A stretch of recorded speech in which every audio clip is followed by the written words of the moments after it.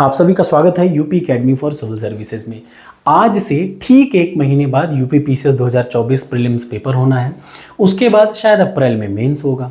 तो आपको मैं आज से डेली 30 दिन का डॉट टारगेट दे रहा हूँ, 30 दिन का फिक्स टारगेट दे रहा हूँ यूपी पीसीएस के प्रीलिम्स के लिए। आप ये याद रखिएगा कि आपने, मैं ये मान के चल रहा हूँ, इसके पहले एक बार पूरी पढ़ाई कर रखी है, तब आप ये टारगेट फॉलो कर रहे हैं।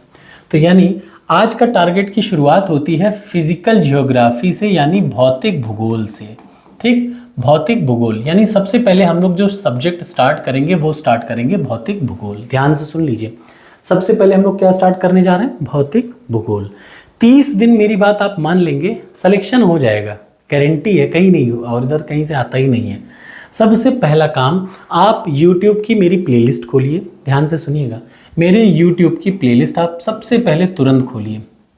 ठीक, YouTube की प्लेलिस्ट में खोलिए physical geography for UPPSC. Physical geography वाली वीडियो की प्लेलिस्ट खोलने के बाद आप, जिन लोगों ने कल ऑलरेडी तैयार किया था, आज मैं नए सिरे से दे रहा हूं। आप सबसे पहले वीडियो नंबर 1 से लेकर के वीडियो नंबर 12 तक, याद रखिएगा, वीडियो नंबर 1 से वीडियो नंबर 12 तक सारी वीडियो 1 बाय 1 खूब आराम से पढ़ेंगे। एक बात याद रखिएगा, जब आप इन वीडियो को पढ़ेंगे तो आपके बगल में क्लास 11th की फिजिकल जियोग्राफी यानी एनसीईआरटी जो है, एनसीईआरटी भौतिक भूगोल के मूल सिद्धांत, एक बार आप मेरी वीडियो देखिएगा, उसके बाद आप एनसीईआरटी खोलिएगा। आपको ये किताब से आसान फिर कुछ लगेगी ही नहीं। तो वीडियो नंबर 1 से वीडियो नंबर 12 तक सबसे पहले आप पढ़ेंगे और उसके बाद एनसीईआरटी से वही चीज़ तुरंत रिवाइज करेंगे सेम डे में। 3 से 4 घंटे आपको लगेगा ये पढ़ने में और 1 से 2 घंटा आप रिवाइज करने में। पहला टारगेट।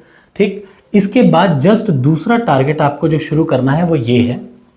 अब देखिए, अगर आपके पास घटना चक्र का पूर्वालोकन है, ध्यान से सुनिएगा, घटना चक्र का पूर्वालोकन है, तो मैं आपको बता दूं, चूंकि अब सिर्फ 30 दिन बचे हैं, बहुत लंबा आप रिवाइज नहीं कर सकते, इसलिए सबसे पहले आप 30 साल का जो पेपर मैंने टेलीग्राम पे डाल रखा है, ये हिंदी में है। ठीक, अगर आपके पास घटना चक्र पूर्वालोकन है तो पूर्वालोकन तो हिंदी इंग्लिश दोनों में आती है, लेकिन जो यूथ कंपटीशन की है वो सिर्फ हिंदी में है, वही मैंने अपलोड कर रखी है टेलीग्राम चैनल पर, वहाँ से आप उसको ले सकते हैं। उसमें आप उठाएंगे और जियोग्राफी में, ध्यान से सुनिएगा, उसको उठाने के बाद जियोग्राफी में आपको उठाना है इंडियन जियोग्राफी। सबसे पहला काम इंडियन जियोग्राफी का प्रश्न नंबर स्टार्ट करना, याद रखिए। 30 सालों के प्रश्नों की पीडीएफ टेलीग्राम से उठाइए या यूथ कंपटीशन आपके पास होगा वो उठा लीजिए। ठीक, मैं फिर से बता दूं, चूंकि समय कम है, समसामयिक पूर्वालोकन भी वही है, पिछले सालों का प्रश्न ही है, लेकिन ज़्यादा एक्सप्लेनेशन है, उतना लंबा आप पढ़ नहीं पाएंगे, इसलिए बेहतर है डायरेक्ट प्रश्न पे प्रश्न चलिए। ठीक, तो प्रश्न नंबर 1 से लेकर के स्टार्ट करेंगे और प्रश्न नंबर 300 तक पूरा रिवाइज करेंगे आज फिर से। हो सकता है कल आपने इस चीज़ को रिवाइज किया हो इंडियन जियोग्राफी का, आज आप फिर से वही प्रश्न नंबर 1 से 300 तक रिवाइज करेंगे। सो उसका फ़ायदा मैं बता रहा हूँ, आप जितना रिवीजन करेंगे आपको उतना फ़ायदा मिलेगा। यह है टारगेट नंबर 1। ठीक, और इसके बाद सबसे अलग काम है करंट अफेयर्स का। करंट अफेयर्स में ध्यान से सुनिएगा, आज आप सबसे पहले जून, इसके बाद का मतलब ये तो हो गया इंडियन जियोग्राफी वाला पार्ट, सबसे पहले वीडियो देखेंगे, फिर एनसीईआरटी की बुक रिवाइज करेंगे। तीसरे नंबर पे 30 सालों के प्रश्नों की पीडीएफ उठाएंगे, उसमें प्रश्न नंबर 1 से लेकर के 300 तक कौन सा इंडियन जियोग्राफी चैप्टर का पढ़ेंगे। उसके जस्ट बाद आप क्या करेंगे? करंट अफेयर्स उठाएंगे। कब का? जून 2024 का। ठीक, जून 2024 का करंट अफेयर्स 120 प्रश्न पहले पढ़ेंगे, पूरा का पूरा 120 प्रश्न आपको पढ़ना है। और जब आप पढ़ लेंगे तो आपको एक टेस्ट देना है करंट अफेयर्स का। यही जून 2024 का पार्ट 1 करंट अफेयर्स, याद रखिएगा, पार्ट 1 करंट अफेयर्स।